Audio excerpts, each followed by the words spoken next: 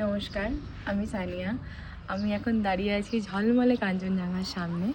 এটা রামধুরার nature view homestay. গত 5 দিন টানা বৃষ্টির পর সকাল সকাল এই দৃশ্য দেখে নিজেকে লাকি ছাড়া আর কী বা ভাবা যায় বলুন। রামধুরা থেকে পেডং, 20 মাইল, ইচ্ছেগাঁও, দাঁড়াগাঁও, বার্মেক, কালিম্পংয়ের আশেপাশে যা আছে সবই যেমন ঘোরা যায়, তেমনই ভালো দেখা যায় কাঞ্চনজঙ্ঘা আর রাতের পাহাড়ের আলো।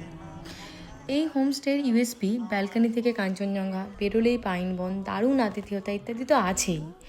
তার সাথে আমার সবথেকে ভালো লেগেছে এর লোকেশন। এটা এমন একটা পাহাড়ের খাঁজে যে গা ঘেঁষাঘেঁষি করে হোমস্টের সেই ভিড়টা কিন্তু নেই। সারাদিন পাখির কিচিরমিচির আর দূর থেকে ভেসে আসা বাড়ির মানুষদের নেপালি কথোপকথন কী যে ভালো লাগে।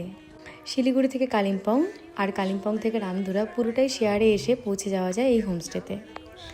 এখানে থাকা খাওয়া মিলে মাথাপিছু খরচ 1000 থেকে 1100 টাকার মধ্যেই। যাদের কাঞ্চনজঙ্ঘার প্রতি টান বেশি, যাদের পাহাড়ি গ্রাম পছন্দ, যাদের 3-4 হাজার টাকার মধ্যেই এবার ঘোরার বাজেট, তাদের জন্য এই হোমস্টেটি রইল। আর যাদের বেশ কিছু দিন চুপ করে বসে নিজের সাথে সময় কাটানোর ঠিকানা চাই, রইল তাদের জন্য। জায়গার নাম রামধুরা আর হোমস্টের নাম নেচার ভিউ হোমস্টে।